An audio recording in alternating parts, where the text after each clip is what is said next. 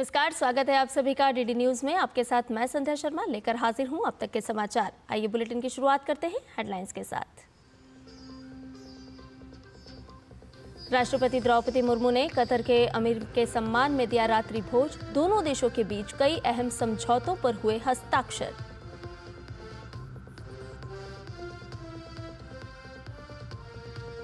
Britain के पूर्व PM Rishi Sunak ने परिवार के साथ की प्रधानमंत्री नरेंद्र मोदी से मुलाकात। पीएम ने सुनक को बताया भारत का अच्छा मित्र।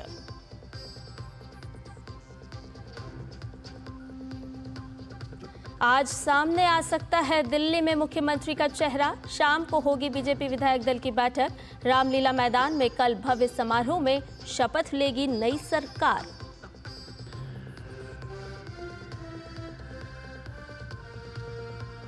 केरल के मलप्पुरम जिले में एरिकोड के पास बड़ा हादसा। फुटबॉल टूर्नामेंट से पहले आतिशबाजी में 20 से अधिक लोग झुलसे।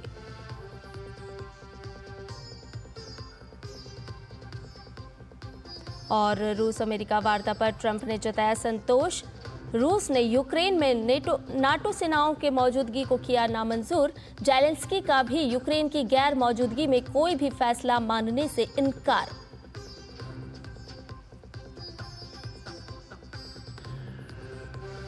आज से शुरू होगी चैंपियंस ट्रॉफी। पहले मुकाबले में मेजबान पाकिस्तान के सामने न्यूजीलैंड की चुनौती।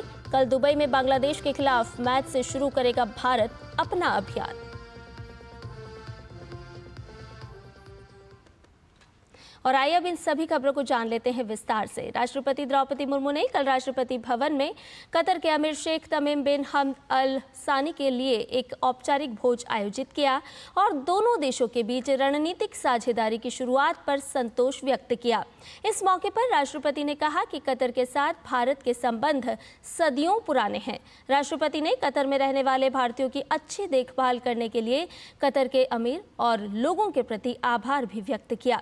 उपराष्ट्रपति जगदीप धनखड़, प्रधानमंत्री नरेंद्र मोदी और कतर के उच्च स्तरीय प्रतिनिधिमंडल के सदस्यों सहित अन्य गणमान्य व्यक्ति इस भोज में शामिल हुए।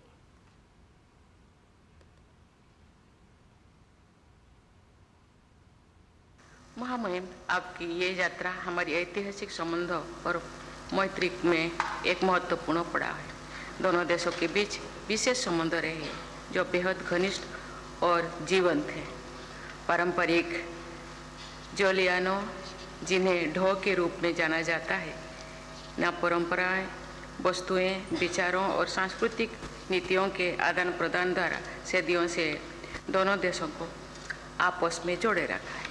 कतर में रहने वाले भारतीय समुदाय ने कतर को अपना दूसरा घर बना लिया है और वे स्थानीय समाज में सरलता से घुल मिल गए हैं। मैं इन मेजबानी और उनकी इतनी अच्छी देखभाल के लिए आपकी और कतर के लोगों के हृदय से आभारी हूँ।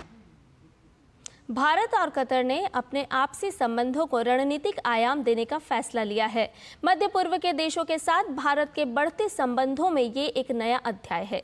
प्रधानमंत्री नरेंद्र मोदी के साथ हुई मुलाकात में दोनों देशों के बीच 2 समझौतों पर हस्ताक्षर हुए तो कई अन्य क्षेत्रों में मिलकर काम करने पर सहमति बनी है।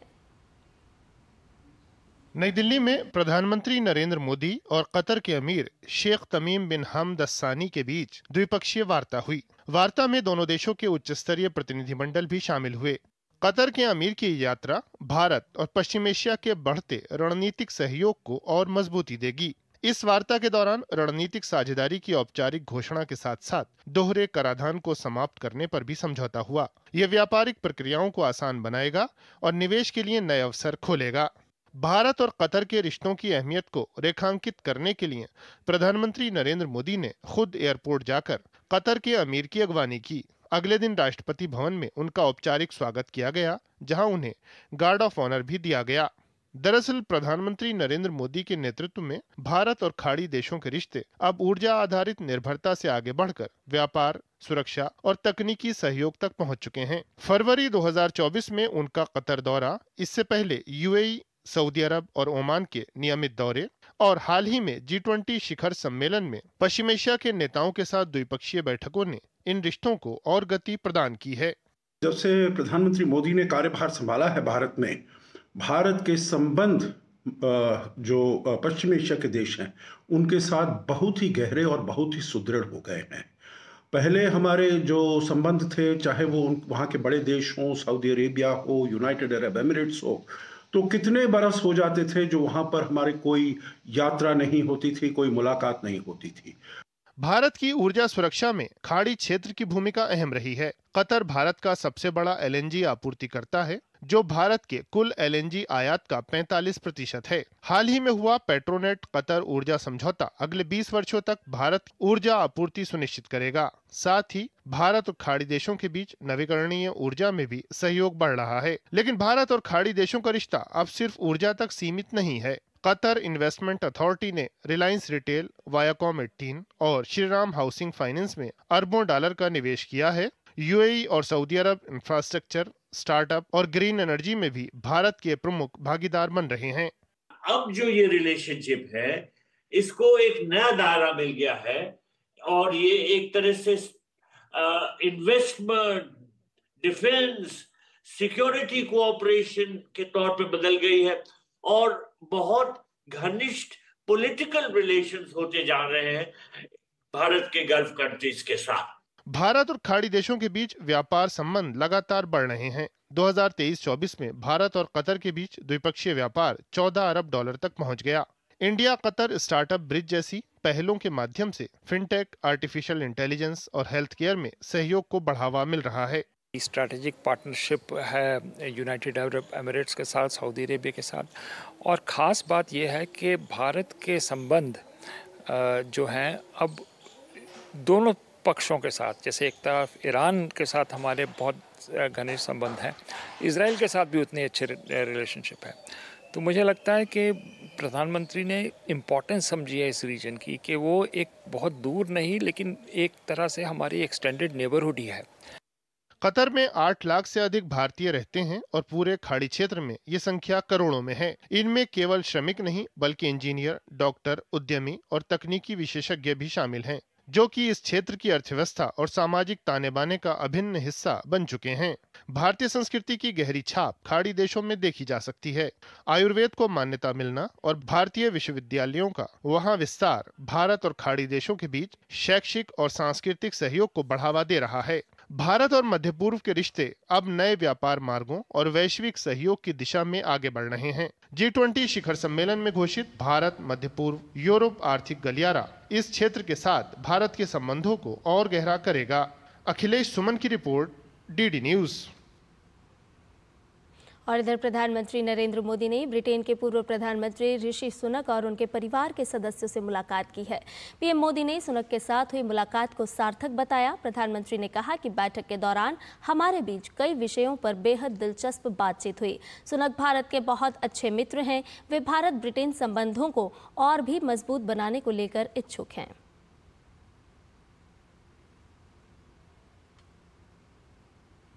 दिल्ली में कौन बनेगा मुख्यमंत्री? इस सवाल का जवाब आज मिल सकता है। सभी 48 नवनिर्वाचित विधायकों की बैठक आज बुलाई गई है। इस बैठक में विधायक अपना नेता चुनेंगे और वहीं दिल्ली का मुख्यमंत्री होगा। हालांकि पार्टी विधायक दल की बैठक से पहले केंद्रीय पर्यवेक्षकों की नियुक्ति की जाएगी, जिनकी मौजूदगी में नेता का चयन होगा। हालांकि सीएम पद के लिए पिछले कुछ दिनों से जो नाम सामने आ रहे हैं उनमें प्रवेश वर्मा, रेखा गुप्ता, सतीश उपाध्याय और आशीष सूद जैसे बड़े चेहरे हैं। लेकिन पिछले कुछ ट्रैक रिकॉर्ड को देखकर ये भी कहा जा रहा है कि इन सब से अलग कोई नया और चौंकाने वाला नाम भी हो सकता है। नई सरकार के शपथ ग्रहण की जोर शोर से काफ़ी भव्य तैयारियां भी चल रही हैं। शपथ ग्रहण समारोह कल रामलीला मैदान में होगा। इसमें भाजपा के कई बड़े नेता शामिल होंगे। कार्यक्रम की शोभा और आकर्षण में किसी भी प्रकार की कमी ना रह जाए, इसका पूरा ख्याल रखा जा रहा है। केरल के मलप्पुरम जिले में एरिकोड के 7 इस साइड फुटबॉल के दौरान एक दर्दनाक हादसा हो गया। खचाखच भरे स्टेडियम में मैच शुरू होने से ठीक पहले अफरा तफरी का माहौल देखने को मिला, जब अचानक से पटाखे जलने लगे। पटाखों के मिस फायर होने के कारण स्टेडियम के अंदर भगदड़ की स्थिति उत्पन्न हो गई, जिसके कारण मैच देखने आए 30 से ज़्यादा लोग घायल हो गए। मैच शुरू होने से पहले स्टेडियम में आतिशबाजी की जानी थी। जैसे ही इसकी शुरुआत हुई, पटाखे बेतरतीब तरीके से स्टेडियम में इधर उधर फैल गए। अचानक अचानक से हुई इस घटना के कारण मैच देखने आए दर्शकों के समझ में भी कुछ नहीं आया। ये तब और ज़्यादा भयावह हो गया जब पटाखे दर्शकों के बीच में जाकर जलने लगे। नतीजा ये हुआ कि कई फैंस बुरी तरह से झुलस गए। ऐसे में आनन फानन में घायल दर्शकों को पास के एक निजी अस्पताल में इलाज के लिए ले जाया गया। और छत्रपति शिवाजी महाराज ने एक कुशल प्रशासक, युद्ध नीति के महायोद्धा और भारतीय नौसेना के जनक के रूप में स्वराज्य की नींव रखी। आज उनकी जयंती के अवसर पर जानते हैं कैसे शिवाजी महाराज ने एक मजबूत प्रशासन स्थापित किया, महिलाओं की सुरक्षा सुनिश्चित की और भारतीय समुद्री शक्ति को मजबूत किया। छत्रपति शिवाजी महाराज एक ऐसा नाम जो केवल इतिहास का अध्याय नहीं, भारतीय स्वराज्य की आत्मा है। उन्होंने शासन, सैन्य रणनीति, नौसैनिक शक्ति और सामाजिक न्याय की ऐसी मिसाल कायम की जिसका प्रभाव आज भी भारत की राष्ट्र नीति में झलकता है। छत्रपति शिवाजी महाराज का जन्म 19 फरवरी 1630 को पुणे के शिवनेरी किले में हुआ। उनकी माता जीजाबाई ने बचपन से ही उनमें स्वराज्य और धर्म के प्रति आदर का भाव विकसित किया। ब्रिटिश काल के राष्ट्रवादी इतिहासकार, लेखक एवं समाज सुधारक महागोविंद रानाडे छत्रपति शिवाजी महाराज को एक असाधारण शासक मानते थे। उनका मानना था छत्रपति शिवाजी महाराज की असाधारण क्षमताओं के कारण ही मराठा सत्ता में आए। उन्होंने मराठाओं को एकजुट करके अलगाववादी प्रवृत्तियों पर काबू पाया और स्वराज्य के लिए लड़ने के लिए प्रेरित किया।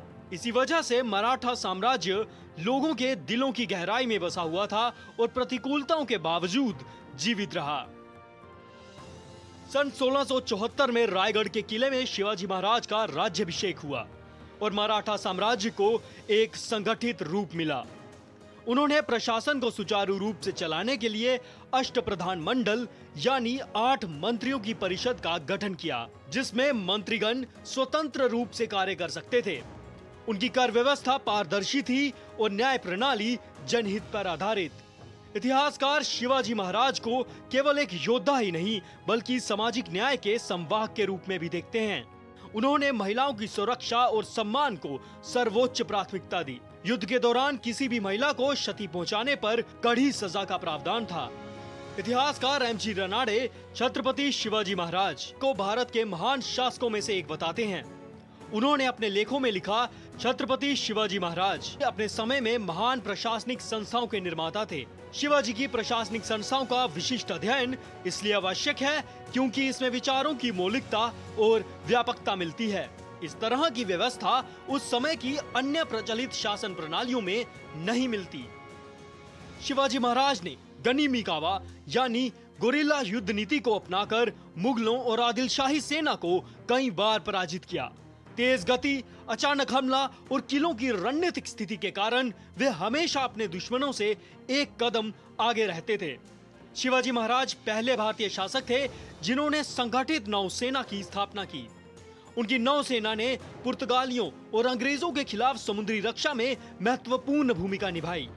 उनकी रणनीतियां आज भी भारतीय नौसेना के लिए प्रेरणादायक हैं।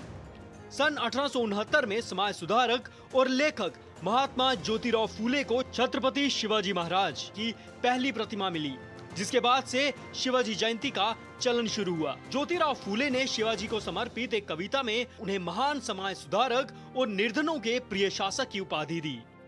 शिवाजी महाराज की विरासत आज भी जीवंत है। उनकी जयंती पर महाराष्ट्र समेत पूरे देश में भव्य समारोह आयोजित किए जाते हैं।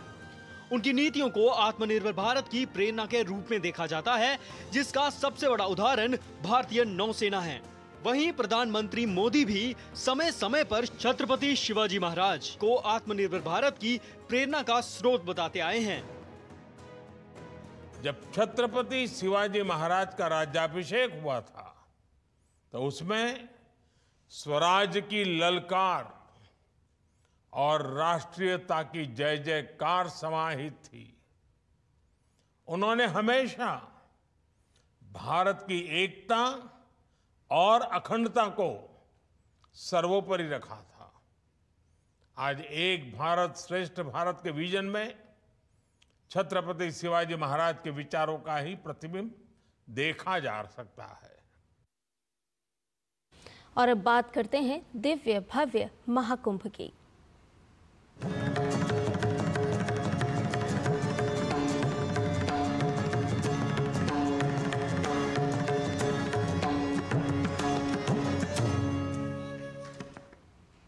महाकुंभ में संगम स्नान के लिए देश के कोने कोने से करोड़ों श्रद्धालु पहुंच रहे हैं।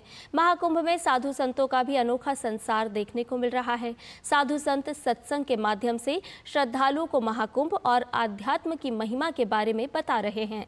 महाकुंभ की महिमा पर जगत गुरु रामभद्राचार्य से हमारे संवाददाता डॉक्टर सुयश शर्मा ने विशेष बातचीत की है। आपको सुनवाते हैं।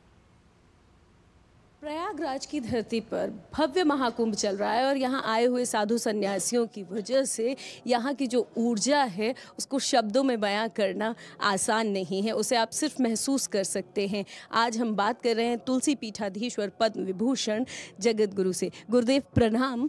इस धरती पर अभी जो भव्य महाकुंभ चल रहा है संगम पर, उसको लेके क्या कहना चाहिए? मैं 1977 से कुंभ देख रहा हूँ। इतनी भीड़ कभी नहीं आई, इतनी अच्छी व्यवस्था कभी नहीं हुई, इतना आनंद कभी नहीं आया। गुरुदेव, गंगा यमुना सरस्वती का जो संगम है आध्यात्मिक रूप से मैं चाहूँगी एक बार, क्योंकि हम आध्यात्मिक रूप से तो गंगा जी जो हैं भक्ति की प्रतीक हैं, यमुना जी कर्म की और सरस्वती जी ज्ञान की। जहाँ ज्ञान भक्ति और कर्म तीनों का समन्वय हो जाता है, मिलन हो जाता है, वही तीर्थराज प्रयाग बन जाता है। ईड़ा ही गंगा जी हैं, पिंगला ही यमुना जी, सुषुम्ना जो है जो सरस्वती जी। तीनों का संगम हमारे मस्तक पर भी होता है। इसे यही ऊर्ध्वपुण्य जो हमने लगा रखा है, ये ईड़ा पिंगला और सुषुम्ना का संगम है। ये सौहार्द समन्वयता का यहाँ पर देखने को भव्य महाकुंभ में बहुत। वहाँ देखिए आप गंगा यमुना संगम में आप किसको रोकेंगी? पूरा सौहार्द है, पूरा समन्वय है। चारों वर्ण एक साथ स्नान कर रहे हैं, कोई भेदभाव नहीं, किसी का छुआछूत छुआछूत नहीं, किसी को कोई प्रतिबंध नहीं, किसी पर कोई निषेध नहीं। युवा कुंभ महाकुंभ हुआ, खेल महाकुंभ हुआ, विद्वत महाकुंभ हुआ, हम लोगों का महाकुंभ हो ही रहा है। और मेरे यहाँ तो ज्ञान महाकुंभ हो रहा है इस समय। तुलसी पीठ ही एक ऐसा, यहाँ जो रामानंद शिविर आप देख रही हैं, यहाँ एक साथ मेरी 3 कथाएं हुई। मैंने तो कह दिया है कि ऋग्वेद से लेकर हनुमान चालीसा पर्यंत किसी को कहीं भी सनातन धर्म में जिज्ञासा हो तो रामानंद शिविर में आए, उसका समाधान हम करेंगे। जो यूथ है, आज का युवा है, वो अध्यात्म की तरफ बढ़ रहा है और इसका सबसे बड़ा उदाहरण महाकुंभ में देखने को मिल रहा है, क्योंकि डिजिटल और आध्यात्म का जो संगम यहाँ है वो अद्भुत है। हम युवकों को अपने आचरण में संयम लाना चाहिए, विचार में संयम होना चाहिए, व्यवहार में संयम और आहार में संयम। आहार में यदि हमारा संयम हो गया ना तो सब कुछ हो जाएगा।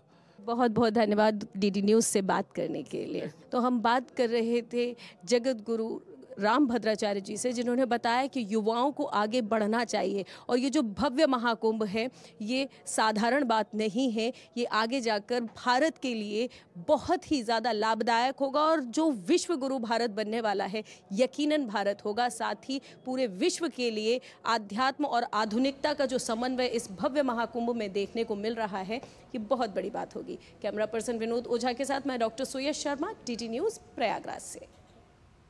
और ये महाकुंभ केवल धार्मिक आयोजन ही नहीं बल्कि धर्मार्थ कार्यों का भी सबसे बड़ा मंच है, जहां पर अनेक संगठन, कंपनियां और व्यक्तिगत रूप से भी धर्मार्थ कार्यों को संपन्न कर रहे हैं।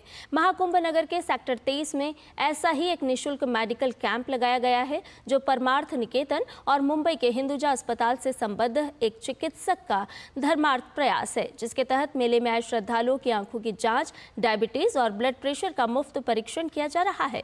क्या है अन्य सुविधाएं इस फ्री मेडिकल कैंप में, जायजा लिया हमारे संवाददाता अश्विनी मिश्र ने। प्रयागराज में गंगा, यमुना और सरस्वती का संगम होता है। प्रयागराज में महाकुंभ लगता है, तो महाकुंभ के दौरान सेवा, सद्भाव और समर्पण का भी संगम होता है। अनेक ऐसे कार्य किए जाते हैं जो जनकल्याण के लिए प्रेरित होते हैं और मिसाल बनते हैं समाज में। एक ऐसा ही अनूठा प्रयास, अभिनव प्रयास डॉक्टर निशांत कुमार ने किया है। डॉक्टर साहब, बहुत स्वागत है आपका। मैं देख रहा हूं यहाँ पर लोगों के मुफ्त आंखों की जांच, मधुमेह की जांच, लोगों को चश्मा दिया जाना, धूप के चश्मे दिया जाना, ये किन भावना के तहत और क्या क्या यहाँ पर सुविधाएं? तो नमस्कार। यहाँ पे हमारा ये सोच था कि IBTs मेरे फाउंडेशन का नाम है, आँखें और डायबिटीज़ इनको कैसे मिलाया जाए, क्योंकि लोगों को पता नहीं है कि डायबिटीज़ की वजह से बहुत सारे लोग अंधे होते हैं। Actually it's number one cause of blindness है ये किसी भी वर्किंग एज ग्रुप में दुनिया भर में। तो डायबिटीज़ और आँखों को जोड़ना बहुत ज़रूरी है। तो जैसे आप देख रहे हैं यहाँ ब्लड टेस्ट होते हैं, यहाँ पे HbA1c एक डायबिटीज़ का ब्लड टेस्ट होता है, 3 महीने का एवरेज होता है। तो अगर वो गड़बड़ है तो आपको डायबिटीज़ है या प्री डायबिटीज़ है या आप नॉर्मल हैं। इसके बाद कोई टेस्ट करने की ज़रूरत ही नहीं है। तो एक टेस्ट से आपको पता चल जाता है कि आप डायबिटिक हैं कि नहीं। कि हमारे मुंबई के स्लम्स में, गाँव में, ट्राइबल एरियाज़ में चश्मा का नंबर कोई पहनता नहीं है। इसलिए नहीं क्योंकि उनके पास है नहीं, इसलिए क्योंकि पैसे नहीं होते हैं, ऑप्टिशियन अच्छे नहीं मिलते हैं। कभी कभी चैरिटी में कुछ चश्मा मिल गया, वो अच्छा नहीं रहा तो उन्होंने कहा हटाओ इसको। तो यहाँ पे हमने बहुत सोफिस्टिकेटेड एक्सपीरियंस लोगों को रखा है जो यहाँ पे जांच करते हैं, आपको एक्यूरेट चश्मे का नंबर देता है, दूर का और नज़दीक का। ये जानना चाहेंगे कि लगभग प्रतिदिन कितने लोगों का यहाँ पर मुफ्त जांच हो रही है? अभी तक हम लोग 10 तारीख से स्टार्ट किए हैं और एवरेज अभी करीबन 2000 लोगों का दिन में चेक हो रहा है। तो ऑलरेडी करीबन 8000 लोगों का चेक हो चुका है। यहाँ पे जो आ रहे हैं सब टेस्ट करा करके जा रहे हैं। और ये कब तक आपका ये अभियान चलेगा? 26 तक महाकुंभ है, तो 24 तक हमारा ये अभियान चलेगा, जिसमें हमारी उम्मीद है कि 30,000 से ज़्यादा लोग इसका फ़ायदा उठाएंगे। जन जागरूकता के भी आप कुछ कार्यक्रम चला रहे हैं, लोगों को नुक्कड़ नाटक के जरिए या कैसे जागरूक कर रहे हैं? स्ट्रीट प्लेस वगैरह के साथ अघोरी का एक नाटक करके कि भाई देखो ये मुंडी है, इसको डायबिटीज़ था, इसको पता नहीं था और देखो आज मेरे गले में लटका हुआ है। तो डायबिटीज से बचिए, अंधेपन से बचिए, ये हमारा मैसेज है। महाकुंभ का आयोजन केवल आध्यात्मिक आयोजन नहीं है, धार्मिक आयोजन नहीं है, जन जागरूकता फैलाने का एक वैश्विक मंच है, देशव्यापी मंच है, जिसका अभिनव तरीके से लोग प्रयोग कर रहे हैं। और सही मायने में महाकुंभ अगर मानवता की सेवा का पाठ पढ़ाता है तो इस तरह के आयोजन नर में नारायण स्वरूप देख के समाज की सेवा का बोध कराते हैं। कैमरा पर्सन रमाकांत के साथ अश्विनी कुमार मिश्र, DD न्यूज़, महाकुंभ नगर, प्रयागराज। और अब बात काशी तमिल संगमम की।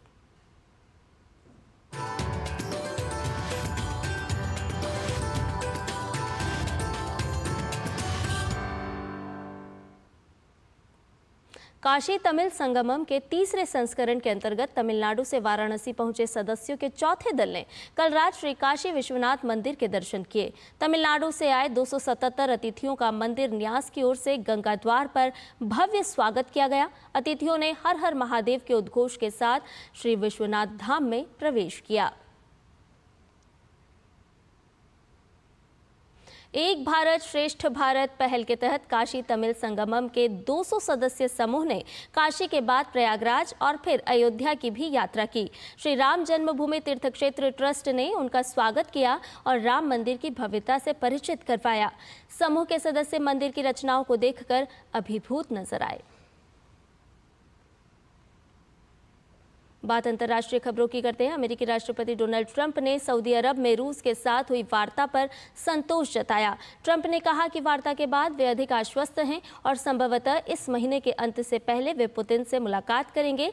ट्रंप प्रशासन ने कहा कि यूक्रेन में संघर्ष खत्म करने को लेकर रूस के साथ और वार्ता करने पर सहमति बनी है। 4.5 घंटे चली बैठक के बाद अमेरिकी विदेश मंत्री मार्को रूबियो ने कहा कि बैठक में तय किया गया कि कोई भी समझौता ऐसा होना चाहिए जो सभी को स्वीकार हो और इसमें यूक्रेन और यूरोप के हमारे साझेदार के अलावा रूस भी शामिल हैं। वहीं रूस ने अपनी मांग पर जोर देते हुए कहा कि वो यूक्रेन के लिए नाटो की सदस्यता किसी भी हालात में बर्दाश्त नहीं करेगा। साथ ही रूस ने यूक्रेन में नाटो सेना की मौजूदगी पर भी आपत्ति जताई है। इस वार्ता में यूक्रेन शामिल नहीं हुआ था। यूक्रेन के राष्ट्रपति वोलोदिमीर ज़ेलेंस्की ने कहा कि यूक्रेन की गैर मौजूदगी में लिया हुआ कोई भी फैसला यूक्रेन नहीं मानेगा। ज़ेलेंस्की ने बुधवार को होने वाली सऊदी अरब की यात्रा को अगले महीने तक के लिए स्थगित कर दिया है। सूत्रों ने कहा कि यह फैसला अमेरिका रूस वार्ता को वैधता देने से बचने के लिए लिया गया है। यूक्रेन का कहना है कि युद्ध को समाप्त करने को लेकर यूक्रेन के पीठ पीछे बात नहीं होनी चाहिए। इधर चैंपियंस ट्रॉफी 2025 की शुरुआत आज से हो रही है। टूर्नामेंट हाइब्रिड मॉडल के तहत पाकिस्तान और दुबई में खेला जाएगा। पहला मैच पाकिस्तान और न्यूजीलैंड के बीच खेला जाएगा। भारत अपने अभियान की शुरुआत 20 फरवरी को बांग्लादेश के खिलाफ करेगा, जबकि भारतीय टीम 23 फरवरी को पाकिस्तान से भिड़ेगी। टूर्नामेंट का फाइनल मुकाबला 9 मार्च को खेला जाएगा। तो छोड़े जाते हैं आपको इस रिपोर्ट के साथ। हमें दीजिए इजाजत। नमस्कार। चैंपियंस ट्रॉफी 2025 का इंतजार खत्म। बुधवार को होगा टूर्नामेंट का आगाज। हाइब्रिड मॉडल में खेले जाएंगे मुकाबले। भारत दुबई में खेलेगा अपने सभी मैच। भारतीय टीम 20 फरवरी को करेगी अपने अभियान का आगाज। भारत पाकिस्तान 23 फरवरी को होंगे आमने सामने। आईसीसी चैंपियंस ट्रॉफी 2025 का इंतजार आखिरकार समाप्त हो चुका है। टूर्नामेंट में हिस्सा लेने वाली सभी टीमें भी ट्रॉफी की दावेदारी पेश करने के लिए तैयार हैं। 8 साल बाद आयोजित हो रहे इस टूर्नामेंट को हाइब्रिड मॉडल में खेला जाएगा। मुकाबले पाकिस्तान और दुबई में खेले जाएंगे, जिसमें दुनिया की शीर्ष 8 टीमें हिस्सा लेंगी। टूर्नामेंट का आगाज बुधवार को पाकिस्तान और न्यूजीलैंड के मुकाबले के साथ होगा। भारत अपने अभियान की शुरुआत 20 फरवरी को बांग्लादेश के खिलाफ करेगा, जबकि भारतीय टीम 23 फरवरी को पाकिस्तान से भिड़ेगी। 2 मार्च को अपने तीसरे मैच में भारत का सामना न्यूजीलैंड से होगा। इसके बाद 4 मार्च को पहला सेमीफाइनल और 5 मार्च को दूसरा सेमीफाइनल मुकाबला खेला जाएगा। खिताबी दौर में पहुंचने वाली 2 टीमें 9 मार्च को आमने सामने होंगी। चैंपियंस ट्रॉफी में 8 टीमें हिस्सा ले रही हैं, जिन्हें 2 ग्रुप में बांटा गया है। ग्रुप ए में भारत, पाकिस्तान, न्यूजीलैंड और बांग्लादेश हैं, जबकि ग्रुप बी में दक्षिण अफ्रीका, अफगानिस्तान, इंग्लैंड और ऑस्ट्रेलिया को रखा गया है। अपने अपने ग्रुप में शीर्ष 2 टीमें सेमीफाइनल के लिए क्वालिफाई करेंगी। सेमीफाइनल मुकाबला जीतने वाली टीमों के बीच 9 मार्च को फाइनल मैच खेला जाएगा। भारत अगर टूर्नामेंट के खिताबी मुकाबले में पहुंचने में सफल रहा तो फाइनल मैच दुबई में आयोजित होगा।